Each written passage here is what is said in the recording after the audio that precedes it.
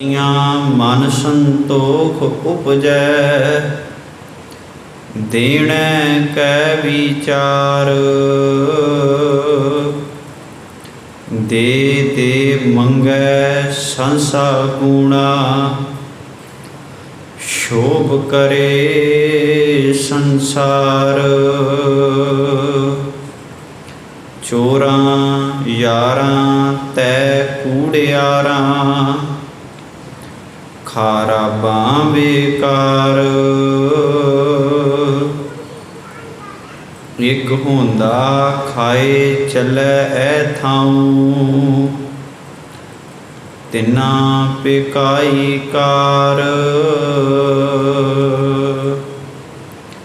जल थल जियां पुरियां लोआं आकारां आकार।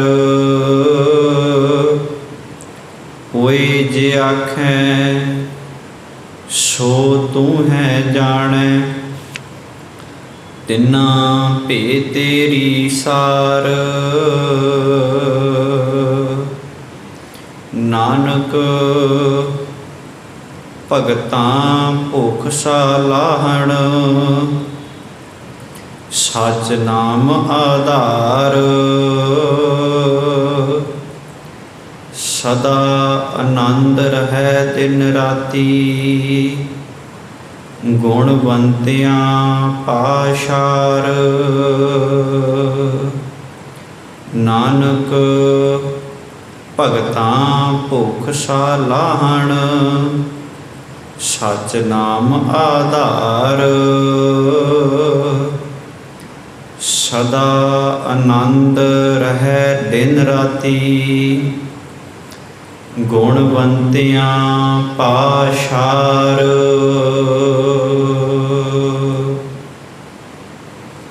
वाहिगुरु जी का खालसा वाहिगुरु जी की फतेह। परम सन्मानयोग धन धन शब्द गुरु साहिब श्री गुरु ग्रंथ साहब सच्चे पातशाह महाराज तिन्हां दी मुबारक हजूरी दे अंदर शामां वेले दे इन्हां पावन दीवानां दे विच हाज़रियां पा रहे सतसंगी जनों, सतगुरां जी दी अपार बख्शिश किरपा रहमत दे सदका असी सारे ही सतगुरु जी दे पावन दरबार अंदर इन्हां शामां वेले दे दीवानां विच हाज़रियां भर रहे हाँ। हुण कुछ समा प्राप्त होया है आप जी दे नाल सतगुरु जी दी बाणी दे विचार साझे करन दा। अज दा जिहड़ा पावन श्लोक जिस दा पाठ आप सरबत संगत नाल मैं मंगलाचरण के रूप में साझा किया है। ये पावन श्लोक धन गुरु नानक साहब सच्चे पातशाह महाराज तिन्हां दी पावन रसना तो उच्चारण किया होया आसा जी की वार दे अंदर धन गुरु ग्रंथ साहब सच्चे पातशाह महाराज जी की बाणी तिन्हां दे पन्ना नंबर 465 के उपर सुभाएमान है। अते आसा दी वार बाणी दे अंदर 6 नंबर पौड़ी दे नाल पहला श्लोक दर्ज है। इस पावन श्लोक अंदर गरीब नवाज बड़ी प्यारी बख्शिश सानू करते ने। जिहड़ी संगत घरां विच आप पाठ पढ़ती है, पाठ नूं जाणदे ने, समझदे ने, उन्हां दे ध्यान विच श्लोक होएगा इस श्लोक विच पातशाह जी ने ਵੱਖ-ਵੱਖ धर्मां दे बारे, बंदे दी बिरती दे बारे बयान किया है। 5 चीज़ां मुख तौर ते इस श्लोक विच सानूं समझाइयां ने। सतगुरु जी सब तो पहला इस्लाम मत के बारे दसदे हुए सानू समझाउंदे ने कि जिहड़ा इस्लाम है इहदे विच रब नूं मन्नण दे की तरीके ने, वो रब दे बारे की विचार दिंदे ने। दूजे नंबर ते उन्होंने हिंदू मत बारे समझाया है कि हिंदू मत विच लोग रब नूं किस पद्धति ते मनदे ने जां उन्हां दा रब नूं मनण दा की तरीका है। तीजे नंबर ते पातशाह जी ने जोग मत बारे दस्सिया है, जोगी रब नूं किवें पाउंदे ने, जोगी रब नूं किवें प्राप्त करते हैं, उन्हां दी विधि की है, उन्हां दा विधान की है। अगे फिर सतगुरु जी ने दानी बंदे दे बारे बयान किया है कि दानी बंदे की बिरती किदां दी हुंदी है। दानी उन्होंने कहा जाता है जिहड़ा दान दिंदा है ते दिते हुए दान दे विचों फिर बहुत ज़्यादा पदार्थां की आस ला के बैठदा है, उन्होंने दानी कहा जाता है। फिर अगली उदाहरण पातशाह ने विकारी बंदे की वरती है। विकारी बंदा किहो जिहा हुंदा है, वो अपने जीवन में किहड़े कर्म कमाउंदा है, अपने जीवन में किदां गुरु नालों टुट के विकारां दे हड़ दे विच बंदा बह जाता है। फिर अखीर ते महाराज ने श्लोक विच गुरमत का पक्ष पेश किया भी गुरमत असल में की कहिंदी है, गुरबाणी का की सिद्धांत है। ਵੱਖ-ਵੱਖ धर्म रब दे बारे की व्याख्या दिंदे ने, रब दे बारे उन्होंने की डेफिनेशन है, की परिभाषा है। पर नाल ही उन्होंने गुरमत का पासा भी क्लीयर कर दिता भी गुरमत आ कहिंदी है, गुरमत इस चीज़ नूं कहा जाता है। गुरमत विच रब की आ पद्धति है, गुरमत रब नूं इस तरीके नाल मनदी है। अज दे इस पावन श्लोक विच अखीरलियां पंक्तियां विच महाराज कहिंदे ने नानक भगतां भुख सलाहण। गरीब नवाज गुरु नानक साहब सच्चे पातशाह महाराज जी कहते हैं हे वाहिगुरु जी, हे अकाल पुरख जी, तुहाडे भगतां नूं तुहाडे नाम दी ही भुख है। तुहाडे भगत तुहानूं सलाउण दी, तुहानूं जीवन दे विच आराधण दी ताना रखदे ने, ये उन्हां दी मनशा है। नानक भगतां भुख सलाहण, सच नाम आधार। आधार का मतलब होंदा है आसरा। कहिंदे जिहड़ा सच का नाम है, जिहड़ा सच है, जिहड़ा अकाल पुरख इस घट घट विच वसिया होया है, जिहड़ा इस कुदरत विच हर एक थां ते जरे जरे विच मौजूद है। पातशाह जी कहिंदे ने सानू जीवन दे विच उसे दा ही आसरा है, उसे दा ही आधार है। असी उसे दे मुताबक अपनी जिंदगी नूं बतीत करते हैं। अगे फिर महाराज कहते हैं सदा आनंद रहे दिन राती। वो जिहड़ा वाहिगुरू अकाल पुरख है, जिहड़ा परमात्मा है, जदों वो जीवन में आउंदा है तो बंदे दे जीवन में आनंद खेड़ा खुशी जिहड़ा है वो बंदे दे जीवन में अपने आप ही टिकाणा कर लैंदा है, घर बनाउंदा है। जदों असीं आनंद साहब की बाणी पढ़ते हैं,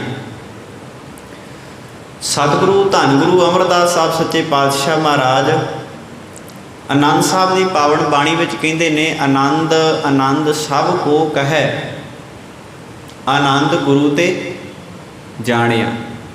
आनंद आनंद सारी दुनिया कहिंदी है।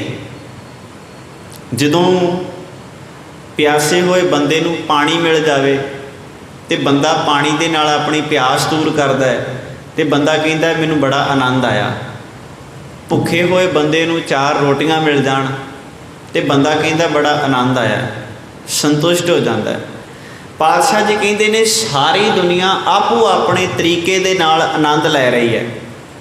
दानी बंदा है, कोई उन्होंने आण के आखे तू बड़ा वड्डा दानी है, तेरी बड़ी वड्डी भगती है, उन्होंने उस चीज़ की भुख होंदी है।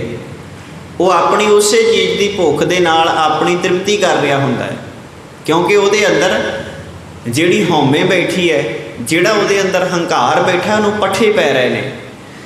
ਹਰ ਇੱਕ ਦੁਨੀਆ ਆਪੋ ਆਪਣੇ ਤਰੀਕੇ ਦੇ ਨਾਲ ਆਨੰਦ ਲੈ ਰਹੀ ਹੈ। ਪਾਤਸ਼ਾਹ ਜੀ ਕਹਿੰਦੇ ਨੇ ਆਨੰਦ ਆਨੰਦ ਸਭ ਕੋ ਕਹੈ। ਆਨੰਦ ਆਨੰਦ ਸਾਰੀ ਦੁਨੀਆ ਕਹੀ ਜਾਂਦੀ ਹੈ, ਪਰ ਮਹਾਰਾਜ ਆਨੰਦ ਹੋਵੇ ਕਿਹੜਾ? ਕਹਿੰਦੇ ਆਨੰਦ ਗੁਰੂ ਤੇ ਜਾਣਿਆ। ਆਨੰਦ ਉਹ ਹੈ ਜਿਹੜਾ ਗੁਰੂ ਦੇ ਪਾਸੋਂ ਪ੍ਰਾਪਤ ਕੀਤਾ ਜਾਏ। ਬਾਕੀ ਤੇ ਸਾਰੀ ਦੁਨੀਆ ਕਹੀ ਜਾਂਦੀ ਹੈ ਆਨੰਦ ਆਨੰਦ। ਮਾਂ ਨੂੰ ਆਪਣੇ ਪੁੱਤ ਨੂੰ ਮਿਲ ਕੇ ਮਨ ਦੇ ਵਿੱਚ ਸਕੂਨ ਮਿਲਦਾ ਹੈ, ਆਨੰਦ ਹੁੰਦਾ ਹੈ। ਜਿਹੜੀ ਚੀਜ਼ ਦੀ ਬੰਦੇ ਨੂੰ ਭੁੱਖ ਹੈ, ਜਦੋਂ ਉਹ ਚੀਜ਼ ਪ੍ਰਾਪਤ ਹੁੰਦੀ ਹੈ ਆਨੰਦ ਮਿਲਦਾ ਹੈ। ਪਰ ਉਹ ਆਨੰਦ ਸਦੀਵੀ ਨਹੀਂ ਹੈ, ਸਦਾ ਰਹਿਣ ਵਾਲਾ ਨਹੀਂ ਹੈ। ਉਹ ਆਨੰਦ ਜੀਵਨ ਦੇ ਵਿੱਚੋਂ ਨਿਕਲ ਜਾਂਦਾ ਹੈ, ਜੀਵਨ ਦੇ ਵਿੱਚੋਂ ਦੂਰ ਹੋ ਜਾਂਦਾ ਹੈ। ਜਦੋਂ ਅਸੀਂ ਇਸ ਉਦਾਹਰਨ ਨੂੰ ਸਾਧ ਸੰਗਤ ਜੀ ਇਤਿਹਾਸ ਦੇ ਪੰਨਿਆਂ 'ਤੇ ਪੜ੍ਹਦੇ ਹਾਂ ਨਾ, ਤੁਸੀਂ ਵੇਖੋ ਜਿਹੜੇ ਦੁਨਿਆਵੀ ਤੌਰ 'ਤੇ ਬੰਦਾ ਆਨੰਦ ਲੈਂਦਾ, ਮੰਨ ਲਓ ਪੈਸੇ ਬੰਦੇ ਕੋਲ 4 ਛਿੱਲੜ ਆ ਜਾਣ ਤੇ ਬੰਦਾ ਆਨੰਦ ਲੈਂਦਾ ਹੈ। ਘਰ ਵੱਡਾ ਪਾ ਲੈਂਦਾ ਹੈ, ਗੱਡੀ ਬਹੁਤ ਵੱਡੀ ਲੈ ਲੈਂਦਾ ਹੈ, ਧੀਆਂ ਬਹੁਤ ਸੈੱਟ ਹੋ ਜਾਣ ਤੇ ਬੰਦਾ ਕਹਿੰਦਾ ਵੀ ਆਪਾਂ ਜੀਵਨ ਦੇ ਵਿੱਚ ਸੰਤੁਸ਼ਟ ਹਾਂ। ਇੰਨਾ ਕੁਝ ਪ੍ਰਾਪਤ ਕਰਨ ਤੋਂ ਬਾਅਦ ਜੀਵਨ ਦੇ ਵਿੱਚ ਕਿਤੇ ਇੱਕ ਥਾਂ 'ਤੇ ਵੀ ਰੁਕਾਵਟ ਆ ਜਾਵੇ, ਕਿਤੇ ਇੱਕ ਥਾਂ 'ਤੇ ਵੀ ਕੋਈ ਵਾਧ ਘਾਟ ਵਾਪਰ ਜਾਏ, ਕਿਤੇ ਇੱਕ ਥਾਂ 'ਤੇ ਵੀ ਕੋਈ ਊਚ ਨੀਚ ਹੋ ਜਾਏ, ਬੰਦਾ ਡਿਪਰੈਸ਼ਨ ਦਾ ਸ਼ਿਕਾਰ ਹੋ ਜਾਂਦਾ ਹੈ। ਕਿਉਂਕਿ ਬੰਦਾ ਆਦੀ ਨਹੀਂ ਨਾ ਉਹਨਾਂ ਚੀਜ਼ਾਂ ਦਾ। ਪੈਸਾ ਸਾਰਾ ਕੁਝ ਤਾਂ ਬੰਦੇ ਨੇ ਪ੍ਰਾਪਤ ਕਰ ਲਿਆ, ਪਰ ਮੁਸੀਬਤਾਂ ਦਾ ਸਾਹਮਣਾ ਕਰਨ ਵਾਸਤੇ ਉਹ ਹਿੰਮਤ, ਉਹ ਹੌਸਲਾ ਕਿੱਥੋਂ ਆਵੇ? ਉਹ ਤਾਂ ਗੁਰੂ ਨੇ ਹੀ ਦੇਣਾ ਹੈ ਨਾ। ਜਦੋਂ ਇਸ ਚੀਜ਼ ਨੂੰ ਮੈਂ ਇਤਿਹਾਸ 'ਚੋਂ ਪੜ੍ਹਦਾ ਤਾਂ ਹੈਰਾਨ ਹੋ ਜਾਈਦਾ ਵੀ ਗੁਰੂ ਦੇ ਸਿੱਖਾਂ ਦਾ ਕਿੰਨਾ ਕੁ ਵੱਡਾ ਆਨੰਦ ਹੋਏਗਾ, ਗੁਰੂ ਦੇ ਸਿੱਖਾਂ ਦਾ ਕਿੰਨਾ ਕੁ ਵੱਡਾ ਆਨੰਦ ਹੋਏਗਾ, ਕਿਹੋ ਜਿਹੇ ਹਾਲਾਤਾਂ ਵਿੱਚ ਉਹਨਾਂ ਨੇ ਆਪਣੇ ਜੀਵਨ ਨੂੰ ਬਤੀਤ ਕੀਤਾ ਹੋਏਗਾ। ਸਤਿਗੁਰੂ ਗੁਰੂ ਤੇਗ ਬਹਾਦਰ ਸਾਹਿਬ ਸੱਚੇ ਪਾਤਸ਼ਾਹ ਮਹਾਰਾਜ ਆਪਣੇ ਜੀਵਨ ਕਾਲ ਦੇ ਦੌਰਾਨ ਉਹਨਾਂ ਨੇ 3 ਪ੍ਰਚਾਰ ਦੌਰੇ ਕੀਤੇ ਸਨ। 3 ਪ੍ਰਚਾਰ ਫੇਰੀਆਂ ਗੁਰੂ ਤੇਗ ਬਹਾਦਰ ਸਾਹਿਬ ਨੇ ਕੀਤੀਆਂ ਤੇ 3 ਪ੍ਰਚਾਰ ਫੇਰੀਆਂ ਤੋਂ ਬਾਅਦ ਉਹਨਾਂ ਨੇ ਆਪਣਾ ਨਿਵਾਸ ਅਸਥਾਨ ਇੱਕ ਨਵਾਂ ਨਗਰ ਵਸਾਇਆ ਸੀ, ਜਿਹਦਾ ਨਾਮ ਸੀ ਚੱਕ ਨਾਨਕੀ, ਤੇ ਪਿੱਛੋਂ ਉਸ ਨਗਰ ਦਾ ਨਾਮ ਜਾ ਕੇ ਰੱਖਿਆ ਗਿਆ ਅਨੰਦਪੁਰ ਸਾਹਿਬ। ਉੱਥੇ ਟਿਕਾਣਾ ਕੀਤਾ। ਪਹਿਲਾਂ ਬਾਬਾ ਬਕਾਲਾ ਸਾਹਿਬ ਦੀ ਧਰਤੀ 'ਤੇ ਰਹਿੰਦੇ ਰਹੇ। ਜਦੋਂ ਸਾਧ ਸੰਗਤ ਉਹਨਾਂ ਦਾ ਇਤਿਹਾਸ ਪੜ੍ਹੀਏ, ਗੁਰੂ ਹਰਗੋਬਿੰਦ ਸਾਹਿਬ ਸੱਚੇ ਪਾਤਸ਼ਾਹ ਮਹਾਰਾਜ ਜੀ ਦੇ ਘਰ ਵਿੱਚ ਉਹ ਜਨਮੇ। ਮਾਤਾ ਨਾਨਕੀ ਜੀ ਦੀ ਕੁੱਖੋਂ ਉਹਨਾਂ ਨੇ ਜਨਮ ਲਿਆ। ਗੁਰੂ ਘਰ ਵਿੱਚ ਪਲੇ, ਗੁਰੂ ਘਰ ਵਿੱਚ ਵੱਡੇ ਹੋਏ ਤੇ ਗੁਰੂ ਘਰ ਦੇ ਵਿੱਚ ਹੀ ਉਹਨਾਂ ਨੇ ਆਪਣੀਆਂ ਅੱਖਾਂ ਦੇ ਸਾਹਮਣੇ ਆਪਣੇ ਭਤੀਜੇ ਨੂੰ ਗੁਰਤਾ ਗੱਦੀ 'ਤੇ ਬੈਠਦੇ ਹੋਏ ਵੇਖਿਆ। ਉਹਨਾਂ ਤੋਂ ਬਾਅਦ ਗੁਰੂ ਹਰਕ੍ਰਿਸ਼ਨ ਸਾਹਿਬ ਸੱਚੇ ਪਾਤਸ਼ਾਹ ਮਹਾਰਾਜ ਗੁਰਤਾ ਗੱਦੀ 'ਤੇ ਬੈਠਦੇ ਨੇ ਤੇ ਗੁਰੂ ਹਰਕ੍ਰਿਸ਼ਨ ਸਾਹਿਬ ਮਹਾਰਾਜ ਦਿੱਲੀ ਦੀ ਧਰਤੀ 'ਤੇ ਜੋਤੀ ਜੋਤ ਸਮਾ ਜਾਂਦੇ ਨੇ ਤੇ ਇੱਕ ਬੋਲ ਦਿੱਲੀ ਦੀ ਧਰਤੀ 'ਤੇ ਉਹਨਾਂ ਵੱਲੋਂ ਕਿਹਾ ਜਾਂਦਾ ਹੈ, ਬਾਬਾ ਬਸੈ ਗ੍ਰਾਮ ਬਕਾਲੇ। ਜਿਹੜੇ ਗੁਰੂ 9ਵੀਂ ਜੋਤ ਦੇ ਰੂਪ ਦੇ ਵਿੱਚ ਗੁਰਤਾ ਗੱਦੀ 'ਤੇ ਬੈਠਣਗੇ, ਉਹ ਬਾਬਾ ਬਕਾਲਾ ਸਾਹਿਬ ਦੀ ਧਰਤੀ 'ਤੇ ਰਹਿੰਦੇ ਨੇ। ਸਤਿਗੁਰੂ ਨੂੰ ਗੁਰਤਾ ਗੱਦੀ ਦਿੱਤੀ ਜਾਂਦੀ ਹੈ। ਉਸੇ ਬਾਬੇ ਬਕਾਲਾ ਸਾਹਿਬ ਦੀ ਧਰਤੀ 'ਤੇ 22 ਮੰਜੀਆਂ ਲਾ ਕੇ ਧੀਰਮਲ ਹੋਰੀ ਬੈਠੇ ਹੋਏ ਨੇ ਤੇ ਆਪਣੇ ਆਪ ਨੂੰ ਗੁਰੂ ਸਾਬਤ ਕਰ ਰਹੇ ਨੇ ਵੀ ਅਸੀਂ ਗੁਰੂ ਹਾਂ, ਤੁਸੀਂ ਸਾਡੇ ਕੋਲ ਆਓ। ਜਿਹੜੀ ਵੀ ਸੰਗਤ ਦਸਵੰਧ ਦੀ ਮਾਇਆ ਲੈ ਕੇ ਉਸ ਧਰਤੀ 'ਤੇ ਆ ਰਹੀ ਸੀ, ਉਹਨਾਂ ਨੂੰ ਦੁਬਿਧਾ ਦੇ ਵਿੱਚ ਪਾਇਆ ਜਾ ਰਿਹਾ ਸੀ। ਬਾਬਾ ਮੱਖਣ ਸ਼ਾਹ ਲੁਬਾਣਾ ਆਇਆ ਤੇ ਬਾਬਾ ਮੱਖਣ ਸ਼ਾਹ ਲੁਬਾਣਾ ਬਹੁਤ ਲੰਮੇ ਸਮੇਂ ਤੋਂ ਗੁਰੂ ਘਰ ਦੇ ਨਾਲ ਜੁੜਿਆ ਹੋਇਆ ਗੁਰੂ ਘਰ ਦਾ ਇੱਕ ਪ੍ਰਚਾਰਕ ਹੈ। ਉਹ ਜਾਣਦੇ ਸਨ ਵੀ ਗੁਰਤਾ ਗੱਦੀ 'ਤੇ ਕੌਣ ਬੈਠਾ ਹੈ। ਬਾਬਾ ਮੱਖਣ ਸ਼ਾਹ ਲੁਬਾਣੇ ਦੇ ਆਉਣ ਤੋਂ ਬਾਅਦ ਗੁਰੂ ਤੇਗ ਬਹਾਦਰ ਸਾਹਿਬ ਜੀ ਨੂੰ ਰਸਮੀ ਤੌਰ 'ਤੇ ਗੁਰਤਾ ਗੱਦੀ ਦਾ ਐਲਾਨ ਕੀਤਾ ਜਾਂਦਾ ਹੈ ਤੇ ਉਹਨਾਂ ਨੂੰ ਗੁਰੂ ਘਰ ਦੇ ਵਿੱਚ 9ਵੇਂ ਥਾਂ 'ਤੇ 9ਵੇਂ ਨਾਨਕ ਦੇ ਰੂਪ ਦੇ ਵਿੱਚ ਸਥਾਪਿਤ ਕੀਤਾ ਜਾਂਦਾ ਹੈ। ਮੈਂ ਆਨੰਦ ਦੀ ਗੱਲ ਕਰ ਰਿਹਾ। ਇਸ ਤੋਂ ਬਾਅਦ ਮਹਾਰਾਜ ਪ੍ਰਚਾਰ ਫੇਰੀਆਂ ਕਰਦੇ ਨੇ। ਸਤਿਗੁਰੂ ਗੁਰੂ ਨਾਨਕ ਸਾਹਿਬ ਸੱਚੇ ਪਾਤਸ਼ਾਹ ਮਹਾਰਾਜ ਤੋਂ ਬਾਅਦ ਗੁਰੂ ਤੇਗ ਬਹਾਦਰ ਸਾਹਿਬ ਦੂਜੇ ਐਸੇ ਗੁਰੂ ਹੋਏ ਨੇ ਜਿਨ੍ਹਾਂ ਨੇ ਸਭ ਤੋਂ ਲੰਮਾ ਪ੍ਰਚਾਰ ਦੌਰਾ ਕੀਤਾ ਹੈ। ਬੰਗਲਾਦੇਸ਼ ਦੀ ਰਾਜਧਾਨੀ ਹੈ ਢਾਕਾ। ਢਾਕੇ ਤੱਕ ਜਾ ਕੇ ਗੁਰੂ ਤੇਗ ਬਹਾਦਰ ਸਾਹਿਬ ਸੱਚੇ ਪਾਤਸ਼ਾਹ ਮਹਾਰਾਜ ਪ੍ਰਚਾਰ ਕਰਦੇ ਰਹੇ। ਅੱਜ ਵੀ ਉੱਥੇ ਉਹਨਾਂ ਦੀ ਯਾਦ ਵਿੱਚ ਗੁਰਦੁਆਰਾ ਸਾਹਿਬ ਬਣਿਆ ਹੋਇਆ ਹੈ। ਉਹਨਾਂ ਦੇ ਘਰ ਵਿੱਚ बालक का जन्म होंदा जिहदा नाम रखिया जांदा गोबिंद राय। उस तो बाद हिंदुस्तान दे विच राजगद्दी का मालक बनता है बादशाह औरंगजेब। औरंगजेब दे बादशाह बनने दे नाल हिंदुस्तान दे विच हिंदुआं ते बहुत वड्डा जुल्म ते तशद्दद किया जाता है। मंदिरां नूं धड़ा धड़ ढाया जाता है। उन्हां दे मेले मनाउण ते त्यौहार मनाउण ते पाबंदियां लाईयां जांदियां ने। एक दिन दे विच कई कई मण जनेऊ उतारे जाते हैं। बड़ा वड्डा तशद्दद किया जाता है। कश्मीर उस वक्त पंडितां दा गढ़ होया करदा सी ते कश्मीर का जिहड़ा गवर्नर सी उहदे वल्लों आए दिन उत्थों दे रहण वाले एक खास फिरके दे एक खास धर्म के लोगों नूं तंग किया जाता सी। सारे कश्मीरी पंडित फरियादी हो के धन गुरु तेग बहादुर साहब सच्चे पातशाह महाराज जी के कोल आनंदपुर साहब की धरती ते आउंदे ने ते पंडित किरपा राम की अगवाई के हेठ सारा वफद ਚੱਕ नानकी आनंदपुर साहब की धरती ते आउंदा। गुरु तेग बहादुर साहब महाराज अगे बेनती करते हैं, सतगुरु जी साड़ी रखिया करो। असी जगन्नाथपुरी भी हो आए, असी हरिद्वार की धरती ते भी हो आए, जिन्हें भी हिंदुओं के तीर्थ स्थान सन बनारस से भी हो आए, पर सानू किसी पासियों कोई ढोई नहीं मिली। सानू हुण पता लगा भी दुनिया ते इक्को एक दर है, गुरु नानक का दर, जिथों अज तक कोई बंदा खाली नहीं मुड़िया। ये वडियाई है साडे धर्म की, ये वडप्पण है साडा। असीं इन्हां चीज़ां नूं भुला बैठे, विसार बैठे अपने मन दे विचों। सतगुरु गुरु तेग बहादुर साहब सच्चे पातशाह महाराज ने उन्हां दी सारी गलबात नूं सुनिया। आखिया हर एक बंदे नूं अपने धर्म मनण दी आज़ादी है, हर एक बंदे नूं अपना धर्म मनण दी खुल है। कोई भी किसी नूं कोई भी धर्म मनण ते कोई पाबंद नहीं कर सकता। ये सिद्धांत है सिੱਖੀ का।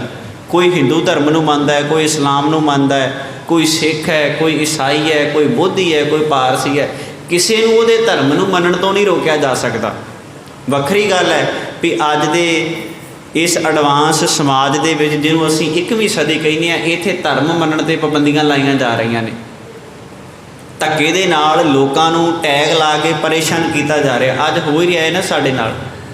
ਜਦੋਂ कोई बंदा अपने हक ते हकूकां की गल करता है, उन्होंने अतवादी वखवादी कह के उन्होंने समाज के विचों दुरकारिया जाता है, बाहर कढ़िया जाता है, धक्के दे नाल उन्होंने लताड़िया जाता है। ये अज समाज में हो रहा है, तो औरंगजेब के वेले भी हो रहा सी। ते तुलना तुसीं आप इन्हां दोवां चीज़ां की करके वेख लो। जे वो वेला गलत सी ते अज दा वेला किस तरीके नाल ठीक है। जिहड़ा भी बंदा अपने हकों की गल करता है, उन्होंने धक्के दे नाल दबाया जाता है, उन्होंने धक्के दे नाल हरास किया जाता भी टुट जाने अपने धुरे नालों, टुट जाने अपने अकीदे नालों। गुरु तेग बहादुर साहब सच्चे पातशाह महाराज ने कश्मीरी पंडितां नूं आख्या, जाओ जाके औरंगजेब के दरबार में ये गल कहो भी तुसीं गुरु तेग बहादुर साहब सच्चे पातशाह महाराज जी नूं इस्लाम में लै आओ, असीं सारे ही मुसलमान बन जावांगे। उन्होंने इहो गल जाके औरंगजेब के कोल आखी। हुण किड्डी हैरानी की गल है साध संगत, कश्मीरी पंडित किन्ना वड्डा भरोसा करके आए होणगे गुरु साहब जी के दरबार में। तो गुरु साहब जी ने जो उन्होंने ये बोल कहे भी जाओ तुसीं औरंगजेब नूं जाके कह दो भी मैनू इस्लाम में लै आवे, असीं सारे मुसलमान बन जावांगे।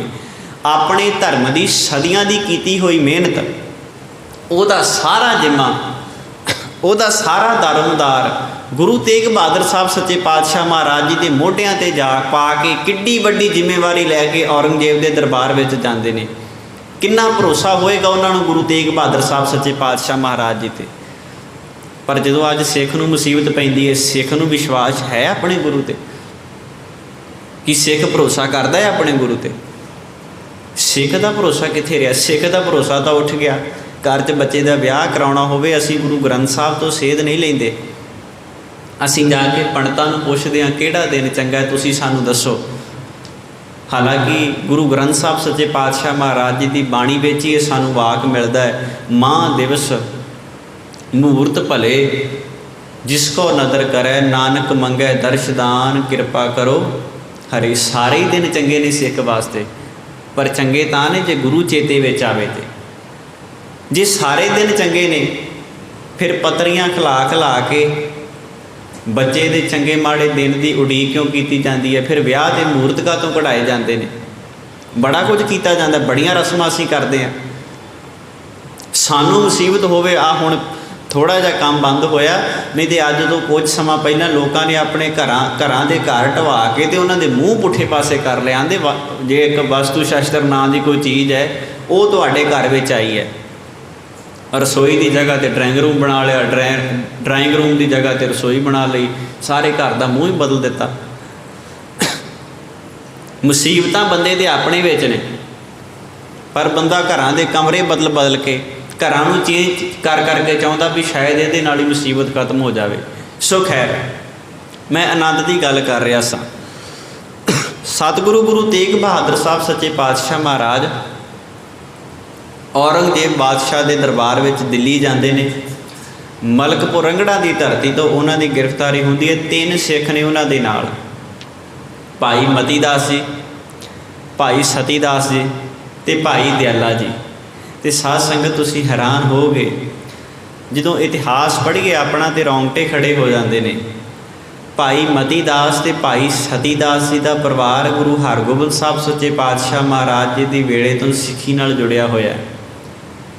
ਤੇ ਭਾਈ ਦਿਆਲਾ ਜੀ ਉਸ ਬਜ਼ੁਰਗ ਸਿੱਖ ਭਾਈ ਮਨੀ ਸਿੰਘ ਜੀ ਦੇ ਭਰਾ ਸਨ, ਜਿਨ੍ਹਾਂ ਦਾ ਲਾਹੌਰ ਦੇ ਵਿੱਚ ਬੰਦ ਕੱਟਿਆ ਜਾਂਦਾ ਹੈ, ਜਿਨ੍ਹਾਂ ਨੇ ਸਿੱਖ ਪੰਥ ਵਾਸਤੇ ਆਪਣਾ ਪੂਰਾ ਜੀਵਨ ਸਿੱਖੀ ਦੇ ਲੇਖੇ ਲਾ ਦਿੱਤਾ, ਜਿਨ੍ਹਾਂ ਨੇ ਗੁਰੂ ਗੋਬਿੰਦ ਸਿੰਘ ਸਾਹਿਬ ਸੱਚੇ ਪਾਤਸ਼ਾਹ ਮਹਾਰਾਜ ਨਾਲ ਜੰਗਾਂ ਵੀ ਲੜੀਆਂ, ਗੁਰੂ ਗ੍ਰੰਥ ਸਾਹਿਬ ਜੀ ਦੀਆਂ ਬੀੜਾਂ ਲਿਖਣ ਦੀ ਸੇਵਾ ਵੀ ਕੀਤੀ, ਜਿਨ੍ਹਾਂ ਨੇ ਦਰਬਾਰ ਸਾਹਿਬ ਰਹਿ ਕੇ ਉੱਥੋਂ ਦੇ ਪ੍ਰਬੰਧ ਨੂੰ ਵੀ ਸੰਭਾਲਿਆ, ਸਿੱਖਾਂ ਵਿੱਚ ਪਏ ਹੋਏ ਝਗੜਿਆਂ ਨੂੰ ਵੀ ਦੂਰ ਕੀਤਾ। ਉਹ ਬਜ਼ੁਰਗ ਸਿੱਖ 1734 ਦੇ ਵਿੱਚ ਲਾਹੌਰ ਵਿੱਚ ਉਹਨਾਂ ਦਾ ਬੰਦ ਕੱਟਿਆ ਜਾਂਦਾ ਹੈ। ਤੇ ਉਹ ਬਜ਼ੁਰਗ ਸਿੱਖ ਦਾ ਸਾਰਾ ਪਰਿਵਾਰ ਸਿੱਖੀ ਦੇ ਵਾਸਤੇ ਕੁਰਬਾਨ ਹੋ ਜਾਂਦਾ ਹੈ। 12 ਭਰਾ ਸਨ ਭਾਈ ਮਨੀ ਸਿੰਘ ਜੀ ਹੋਰੀ, ਜਦੋਂ ਇਤਿਹਾਸ ਪੜ੍ਹੀਏ 12 ਭਰਾ ਸਨ। ਇੱਕ ਉਹਨਾਂ ਦਾ ਭਰਾ ਛੋਟੀ ਉਮਰ ਦੇ ਵਿੱਚ ਚੜ੍ਹਾਈ ਕਰ ਗਿਆ ਸੀ, ਬਾਕੀ ਉਹਨਾਂ ਦੇ 11 ਭਰਾ ਸਿੱਖ ਪੰਥ ਵਾਸਤੇ ਕੁਰਬਾਨ ਹੁੰਦੇ ਨੇ। ਇੰਨੀ ਵੱਡੀ ਕੁਰਬਾਨੀ ਹੈ ਉਸ ਪਰਿਵਾਰ ਦੀ, ਇੰਨਾ ਵੱਡਾ ਅਕੀਦਾ ਹੈ ਉਹਨਾਂ ਦਾ। ਭਾਈ ਮਨੀ ਸਿੰਘ ਜੀ ਦਾ ਭਰਾ ਭਾਈ ਮਨੀ ਸਿੰਘ ਜੀ ਦੇ ਦਾਦਾ ਗੁਰੂ ਹਰਗੋਬਿੰਦ ਸਾਹਿਬ ਸੱਚੇ ਪਾਤਸ਼ਾਹ ਮਹਾਰਾਜ ਜੀ ਦੇ ਨਾਲ ਮੈਦਾਨੇ ਜੰਗ ਵਿੱਚ ਲੜਦੇ ਹੋਏ ਸ਼ਹਾਦਤ ਦਾ ਜਾਮ ਪੀਂਦੇ ਨੇ। ਭਾਈ ਮਨੀ ਸਿੰਘ ਹੋਣਾ ਜੀ ਦੇ ਭੂਆ ਦੇ ਲੜਕੇ, ਉਹ ਵੀ ਸ਼ਹੀਦ ਹੁੰਦੇ ਨੇ। ਬਾਬਾ ਬੰਦਾ ਸਿੰਘ ਬਹਾਦਰ ਦੀ ਜਿਸ ਵਕਤ ਦਿੱਲੀ ਦੀ ਧਰਤੀ 'ਤੇ ਸ਼ਹਾਦਤ ਹੁੰਦੀ ਹੈ, ਭਾਈ ਮਨੀ ਸਿੰਘ ਜੀ ਦੇ ਪਰਿਵਾਰ ਦੇ 16 ਜੀ ਬਾਬਾ ਬੰਦਾ ਸਿੰਘ ਬਹਾਦਰ ਦੇ ਨਾਲ ਦਿੱਲੀ ਦੀ ਧਰਤੀ 'ਤੇ ਸ਼ਹਾਦਤ ਦਾ ਜਾਮ ਪੀਂਦੇ ਨੇ। ਇੰਨਾ ਵੱਡਾ ਇਤਿਹਾਸ ਹੈ ਉਸ ਪਰਿਵਾਰ ਦਾ। ਅੱਜ ਕਿੰਨੇ ਕੁ ਗੁਰਦੁਆਰਿਆਂ ਵਿੱਚ ਉਸ ਬਜ਼ੁਰਗ ਦਾ ਦਿਹਾੜਾ ਮਨਾਇਆ ਜਾਂਦਾ ਹੈ, ਕਿੰਨੇ ਕੁ ਗੁਰਦੁਆਰਿਆਂ ਵਿੱਚ ਉਹਨੂੰ ਯਾਦ ਕੀਤਾ ਜਾਂਦਾ ਹੈ। ਜਦੋਂ ਸ਼ਹੀਦੀ ਲੰਘ ਜਾਂਦੀ ਹੈ ਸਾਨੂੰ ਕੋਈ ਚੇਤਾ ਵੀ ਨਹੀਂ ਹੁੰਦਾ, ਸਾਡੇ ਦਿਮਾਗ 'ਚ ਚੀਜ਼ਾਂ ਵਿਸਰ ਜਾਂਦੀਆਂ ਨੇ। ਸਾਨੂੰ ਤਾਂ TV ਦੇ ਸੀਰੀਅਲ ਵੇਖਣ ਤੋਂ ਥੋੜ੍ਹਾ ਬਹੁਤਾ ਵੇਲ ਮਿਲੇ ਤੇ ਤਾਂ ਅਸੀਂ ਇਹਨਾਂ ਚੀਜ਼ਾਂ ਵਾਲੇ ਪਾਸੇ ਆਈਏ। ਸਾਰਾ ਪਰਿਵਾਰ ਸਿੱਖੀ ਤੋਂ ਇੱਕ ਜਾਣਾ ਸ਼ਹੀਦ ਹੋ ਗਿਆ, 2 ਜਾਣੇ ਸ਼ਹੀਦ ਹੋ ਗਏ, 3 ਜਾਣੇ ਸ਼ਹੀਦ ਹੋ ਗਏ, ਸਾਰੇ ਦਾ ਸਾਰਾ ਪਰਿਵਾਰ ਹੀ ਸਿੱਖ ਪੰਥ ਵਾਸਤੇ ਸ਼ਹੀਦੀਆਂ ਦੇ ਗਿਆ, ਆਪਣੇ ਸਰੀਰ ਤੱਕ ਕੁਰਬਾਨ ਕਰ ਗਏ। ਗੁਰੂ ਤੇਗ ਬਹਾਦਰ ਸਾਹਿਬ ਸੱਚੇ ਪਾਤਸ਼ਾਹ ਮਹਾਰਾਜ ਜੀ ਦੇ ਨਾਲ 3 ਸਿੱਖ ਜਾਂਦੇ ਨੇ, ਭਾਈ ਮਤੀ ਦਾਸ, ਭਾਈ ਸਤੀ ਦਾਸ ਤੇ ਭਾਈ ਦਿਆਲਾ ਜੀ। ਤੇ ਭਾਈ ਦਿਆਲਾ ਜੀ ਵੀ ਭਾਈ ਮਨੀ ਸਿੰਘ ਜੀ ਦੇ ਭਰਾਤਾ ਨੇ, ਜਿਨ੍ਹਾਂ ਨੂੰ ਦੇਗ ਵਿੱਚ ਉਬਾਲਿਆ ਜਾਂਦਾ ਹੈ। ਭਾਈ ਮਤੀ ਦਾਸ ਜੀ ਨੂੰ ਆਰੇ ਦੇ ਨਾਲ 2 ਫੜ ਕੀਤਾ ਜਾਂਦਾ ਹੈ, ਭਾਈ ਸਤੀ ਦਾਸ ਜੀ ਨੂੰ ਰੂੰ ਦੇ ਵਿੱਚ ਲਪੇਟਿਆ ਜਾਂਦਾ ਹੈ। ਇਹ ਵੀ ਦੋਵੇਂ ਭਰਾ ਸਨ। ਤੇ ਗੁਰੂ ਹਰਿਰਾਏ ਸਾਹਿਬ ਸੱਚੇ ਪਾਤਸ਼ਾਹ ਮਹਾਰਾਜ ਜੀ ਦੇ ਵੇਲੇ ਗੁਰੂ ਘਰ ਦੇ ਵਿੱਚ ਆਏ ਸਨ। ਇੱਕ ਕਹਾਵਤ ਤੁਸੀਂ ਪਿੰਡਾਂ ਦੇ ਵਿੱਚ ਸੁਣੀ ਹੋਣੀ ਹੈ, ਨਾ 3 ਦੇ ਵਿੱਚੋਂ ਤੇ ਨਾ 13 ਦੇ ਵਿੱਚੋਂ। ਇਸ ਕਹਾਵਤ ਦੇ ਬੜੇ ਵੱਡੇ ਮਾਇਨੇ ਸਨ। ਇਸ ਕਹਾਵਤ ਦੇ ਮਾਇਨੇ ਇਹ ਸਨ ਵੀ ਜਦੋਂ ਗੁਰੂ ਤੇਗ ਬਹਾਦਰ ਸਾਹਿਬ ਸੱਚੇ ਪਾਤਸ਼ਾਹ ਮਹਾਰਾਜ ਦਿੱਲੀ ਦੀ ਧਰਤੀ 'ਤੇ ਜਾਂਦੇ ਨੇ ਤੇ 3 ਸਿੱਖ ਨੇ ਉਹਨਾਂ ਦੇ ਨਾਲ, ਤੇ ਤਿੰਨਾਂ ਨੂੰ ਆਖਿਆ ਜਾਂਦਾ ਵੀ ਤੁਸੀਂ ਇੱਕ ਵਾਰ ਕਹਿ ਦਿਓ ਵੀ ਅਸੀਂ ਇਸਲਾਮ ਨੂੰ ਕਬੂਲ ਕਰ ਲਿਆ, ਅਸੀਂ ਮੁਸਲਮਾਨ ਬਣ ਗਏ, ਤੁਹਾਨੂੰ ਉਸੇ ਵੇਲੇ ਛੱਡ ਦਿੱਤਾ ਜਾਏਗਾ। ਤੁਸੀਂ ਕਹਿ ਦਿਓ ਵੀ ਗੁਰੂ ਤੇਗ ਬਹਾਦਰ ਸਾਹਿਬ ਸਾਡੇ ਗੁਰੂ ਨਹੀਂ। ਤਿੰਨਾਂ ਨੇ ਸ਼ਹੀਦ ਹੋਣਾ ਮਨਜ਼ੂਰ ਕਰ ਲਿਆ, ਪਰ ਇੱਕ ਵਾਰੀ ਵੀ ਜ਼ਬਾਨ ਤੋਂ ਇਹ ਨਾ ਆਖਿਆ ਵੀ ਅਸੀਂ ਆਪਣੇ ਧਰਮ ਨੂੰ ਛੱਡ ਦਿੱਤਾ। ਤੇ ਇੱਕ ਪਾਸੇ ਉਹ 13 ਸਨ, ਕਹਿੰਦੇ ਜਦੋਂ ਯਿਸੂ ਮਸੀਹ ਨੂੰ ਸੂਲੀ ਦੇ ਉੱਤੇ ਚਾੜ੍ਹਨ ਲੱਗੇ ਤੇ ਉਹਦੇ ਨਾਲ 13 ਬੰਦੇ ਗਏ ਸਨ। ਤੇ ਜਦੋਂ ਸੂਲੀ 'ਤੇ ਚਾੜ੍ਹਨ ਦਾ ਵੇਲਾ ਆਇਆ ਤੇ ਤਿੰਨੇ ਇਸ ਗੱਲੋਂ डर के मौत तो भज आए तो उन्हें आख्या ये साडा गुरु नहीं, असीं नहीं इहनूं मंनदे, असीं आपो अपने घरां नूं चले हाँ। इस करके ईसाइयां दे विच 13 नंबर अज तक मनहूस मन्निया जाता है। चंडीगढ़ शहर अंग्रेज़ों ने वसाया सी, उत्थे अज भी 13 नंबर सैक्टर नहीं है। जिन्ने भी उन्हां दियां पब्लिक थावां होणगियां, प्लेस होणगियां, जिन्नियां भी उन्हां दियां, उन्हां सारियां जगह ते 13 नंबर नहीं होएगा। चंडीगढ़ दे विच एक 12 नंबर सैक्टर भी है, 14 नंबर सैक्टर भी है, 13 नंबर सैक्टर नहीं है उत्थे। वो मनहूस मानते हैं इस चीज़ नूं। पर दूजे पासे सानू माण होना चाहिए, साढ़े 3 गए सन ते तिन्हां ने गुरु साहब जी तो पहला शहादत का जाम पीता है। तो इन्ने सख्त तसीहे उन्होंने इस करके दिते गए भी शायद इन्हां तसीहियां नूं वेख के गुरु तेग बहादुर साहब कह देण भी मैं इस्लाम नूं कबूल करदा हाँ, मैं मुसलमान बनने वास्ते तैयार हाँ। इसे करके कहावत बनी सी, ना तू 3 चों ते ना तू 13 चों, ना तू उन्हां 13 दे विचों आ ਜਿਹੜੇ ਆਪਣੇ गुरु नूं सूली उत्ते चाढ़ के ते वापस मुड़ आए सी, ते ना तू उन्हां 3 दे विचों आ ਜਿਹੜੇ ਆਪਣੇ गुरु तो पहला मैदानी जंग विच चांदनी चौंक विच शहादत का जाम पींदे ने, ना तू उन्हां दे विचों है। इन्हां दे बड़े बड़े मायने सन। अज तुसीं वेखो साडा मजाक बनाया जाता है, सिखां दे 12 वज गए। कई बारी बाहरलियां स्टेटां विच वेखो तुसीं फिल्मां दे विच भी शब्द वरते जाते हैं, ये सिखां दे 12 वज गए, हुण इन्हां नूं कुछ पता नहीं लगता। पर जे किते असीं अपना इतिहास पढ़िया हुंदा ना साध संगत, 12 वजण का बड़ा बड़ा इतिहास सी। अद्धी रात का वेला हुंदा सी, जिहड़े धाड़वी इस देश विच आउंदे सन, इस देश दीआं बहु बेटियां नूं लुट के अपनी कैद विच पा के ते काबल कंधार दे विच गजनी दे बाज़ारां विच उन्हां नूं टके टके ते वेचिया जांदा सी। ते पंजाब दी धरती ते मरजीवड़े सिख अद्धी रात नूं 12 वजे जाके उन्हां ते हमला करके इस देश दीआं बेटियां नूं उन्हां दी कैद विचों छुड़ा के ते उन्हां दे घर तक पहुँचाया जाता सी। ये सी साडा 12 वजण का इतिहास। ते वैरी कहिंदा सी भी 12 वज के सिख आउण वाले ने, पर हुण इहनूं मजाक के तौर पर वरतिया जाता है। तो असीं भी ये गल्लां सुन के घर नूं आ जाने, क्योंकि सानूं पता नहीं ना इन्हां दे जवाब का। ये साडे माण विचों निकलियां होईयां चीज़ां सन। अज सानूं चढ़ाया जाता भी जदों 12 वज जाते हैं तो इन्हां नूं सिखां नूं कुछ पता नहीं लगता। पढ़ के तो वेखो 12 वजण का की इतिहास है। जस्सा सिंह आलूवालिया, जस्सा सिंह रामगढ़िया, किन्ने बड़े बड़े साडे जरनैल होए ने। जस्सा सिंह आलूवालिए नूं सिख पंथ ने सुल्तान उल कौम का खिताब दिता सी। 2200 इस्त्रियां धाड़वियां की कैद विचों छुड़ा के उन्हां दे घर विच पहुँचाउण वाला है। एक बंदी छोड़ गुरु हरगोबिंद साहब सच्चे पातशाह महाराज नूं कहा जाता है, जिन्हां ने ग्वालियर के किले विचों 52 राजे रिहा करवाए सन। तो दूजा बंदी छोड़ का खिताब जस्सा सिंह आलूवालिए नूं दिता गया सी, जिन्हें इस्त्रियां नूं भैणां नूं धाड़वियां की कैद विचों छुड़ा के ते आपो अपने घरां विच पहुँचाया सी, जिहड़ियां बंदी दे विच पाईयां होईयां सन। असीं आप इस इतिहास की गल ते मान करिए जिथों मैं गल शुरू की सी भी आनंद वेखो किड्डा वड्डा है। दुनिया के आनंद बड़ी छेती खत्म हो जाते हैं। दुनिया के आनंद की ने, माँ पुत नूं मिल के खुश हो जाती है, भुखे नूं रोटी मिलता है बंदा उत्ते खुश हो जाता है, माया नाल प्यार करने वाले बंदे नूं 4 पैसे मिल जाण बंदा उत्ते खुश हो जाता है। पर जीवन का सारा कुछ माया नहीं, जीवन का सारा कुछ रोटी नहीं, पानी नहीं, ये सिर्फ बंदे दे जीवन में उहदियां लोड़ां ने। पर असीं आनंद इन्हां चीज़ां नूं समझ के बैठे हाँ। जे आनंद की डेफिनेशन ते परिभाषा नूं सच्ची वेखना होवे ते अपनी सुरत नूं चांदनी चौंक विच लैके जाओ। शीश ते आरा चल रहा है, पर गुरु का सिख तां भी अपने मूँह दे विचों जपजी साहब की बाणी का पाठ पढ़ रहा है। इस तो वड्डी आनंद की परिभाषा तुहानूं दुनिया के किसी इतिहास विच नहीं मिलेगी। ये हुंदा असल विच आनंद। ताइयों गुरु अमरदास महाराज ने आख्या सी ना, आनंद आनंद सब को कहे। आनंद आनंद सारी दुनिया कही जाती है। कहण नूं की है, कहण नूं तां सारी दुनिया कही जाती है आपां आनंद विच आं, आपां चढ़दी कला विच आं। पर महाराज कित्थों आनंद का पता लगे? कहंदे आनंद गुरु ते जाणिया। आनंद का पता तेनों तेरे गुरु के पासों लगेगा। मती दास नूं पुछया तेरी शर्त की है? कहंदा इक्को ही शर्त है। कहंदे की? उन्हें सोचा जी शायद मती दास आखूगा मैनू छड्ड दो, मैं मुसलमान बन जाना, मैं इस्लाम नूं धारण कर लेना। शायद उन्होंने अपने मन में ये सोचा। मती दास कहता आखिरी इक्को ही शर्त है, जो मेरे शीश ते आरा चले तो मेरा मूँह मेरे गुरु के वल होवे, इहो ही शर्त है मेरी। भाई दयाले नूं देग दे विच उबालिया गया, ਮਾਸ ਹੱਡੀਆਂ ਦੇ ਨਾਲੋਂ ਜੁਦਾ ਜੁਦਾ ਕਰ ਦਿੱਤਾ ਗਿਆ। ਮਾਸ ਤੇ ਹੱਡੀਆਂ ਪਾਣੀ ਦੇ ਵਿੱਚ ਉਬਲ ਕੇ ਵੱਖੋ ਵੱਖਰੀਆਂ ਹੋ ਗਈਆਂ, ਪਰ ਆਨੰਦ ਵੇਖੋ ਕਿੱਡਾ ਵੱਡਾ ਹੋਏਗਾ। ਇੱਕ ਵਾਰ ਵੀ ਜ਼ੁਬਾਨ ਤੋਂ ਸੀ ਨਹੀਂ ਆਖੀ, ਉਸ ਭਾਣੇ ਨੂੰ ਮਿੱਠਾ ਕਰਕੇ ਉਹਨਾਂ ਨੇ ਆਪਣੇ ਜੀਵਨ ਦੇ ਵਿੱਚ ਮੰਨਿਆ। ਭਾਈ ਸਤੀਦਾਸ ਜੀ ਨੂੰ ਰੂਹ ਵਿੱਚ ਲਪੇਟਿਆ ਹੋਏਗਾ, ਤੇ ਰੂਹ ਵਿੱਚ ਲਪੇਟ ਕੇ ਅੱਗ ਲਾਉਣੀ ਇੱਕ ਬੜਾ ਵੱਡਾ ਤਸੀਹਾ ਹੈ। ਰੂਹ ਨੂੰ ਅੱਗ ਇੱਕਦਮ ਨਹੀਂ ਲੱਗਦੀ, ਹੌਲੀ ਹੌਲੀ ਅੱਗ ਲੱਗਦੀ ਹੈ, ਤੇ ਰੂਹ ਹੌਲੀ ਹੌਲੀ ਬੰਦੇ ਦੇ ਸਰੀਰ ਨੂੰ ਸਾੜਦਾ ਹੈ, ਹੌਲੀ ਹੌਲੀ ਬੰਦੇ ਦੇ ਸਰੀਰ ਨੂੰ ਸੇਕ ਦਿੰਦਾ ਹੈ।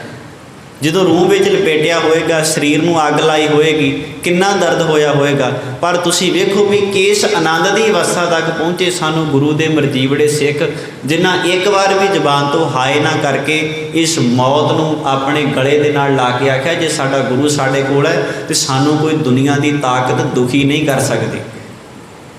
ਜੇ ਸਾਡਾ ਗੁਰੂ ਸਾਡੇ ਕੋਲ ਹੈ, ਸਭ ਤੋਂ ਵੱਡੀ ਤਾਕਤ ਗੁਰੂ ਦੀ ਹੈ ਜੀਵਨ ਵਿੱਚ।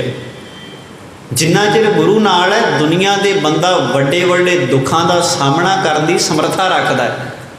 ਜਿੱਦਣ ਗੁਰੂ ਜੀਵਨ ਦੇ ਵਿੱਚੋਂ ਗਵਾਚ ਗਿਆ, ਦੁਨੀਆ ਇੱਦਾਂ ਦੀ ਤਿਲਕਣਬਾਜ਼ੀ ਹੈ, 1 ਮਿੰਟ ਦਾ ਪਤਾ ਨਹੀਂ ਲੱਗਦਾ ਕਦੋਂ ਪੈਰ ਤਿਲਕ ਕੇ ਬੰਦਾ ਆਪਣੇ ਜੀਵਨ ਦੀ ਲੀਲਾ ਨੂੰ ਸਮਾਪਤ ਕਰ ਬੈਠਦਾ ਹੈ। ਕਿੰਨੇ ਬੰਦੇ ਇਸ ਦੁਨੀਆ 'ਤੇ ਆਏ ਹੋਣਗੇ ਤੇ ਕਿੰਨੇ ਬੰਦੇ ਆਪਣੀ ਜ਼ਿੰਦਗੀ ਨੂੰ ਭੋਗ ਕੇ ਇਸ ਦੁਨੀਆ ਤੋਂ ਤੁਰ ਗਏ ਹੋਣਗੇ, ਪਰ ਕੋਈ ਉਹਨਾਂ ਨੂੰ ਚੇਤੇ ਨਹੀਂ ਕਰਦਾ। ਚੇਤੇ ਹਮੇਸ਼ਾ ਉਹਨਾਂ ਨੂੰ ਕੀਤਾ ਜਾਂਦਾ ਹੈ ਜਿਨ੍ਹਾਂ ਨੇ ਆਪਣੇ ਜੀਵਨ ਦੇ ਵਿੱਚ ਗੁਰੂ ਨੂੰ ਵਸਾ ਕੇ ਰੱਖਿਆ ਹੈ, ਜਿਨ੍ਹਾਂ ਨੇ ਆਪਣੇ ਜੀਵਨ ਵਿੱਚ ਗੁਰੂ ਨੂੰ ਧਾਰਨ ਕੀਤਾ ਹੋਇਆ, ਜਿਨ੍ਹਾਂ ਨੇ ਆਪਣੇ ਜੀਵਨ ਦੇ ਵਿੱਚ ਗੁਰੂ ਦੇ ਪਿਆਰ ਨੂੰ ਵਸਾਇਆ ਹੋਇਆ। ਦੁਨੀਆ ਉਹਨਾਂ ਨੂੰ ਹਮੇਸ਼ਾ ਯਾਦ ਕਰਦੀ ਹੈ।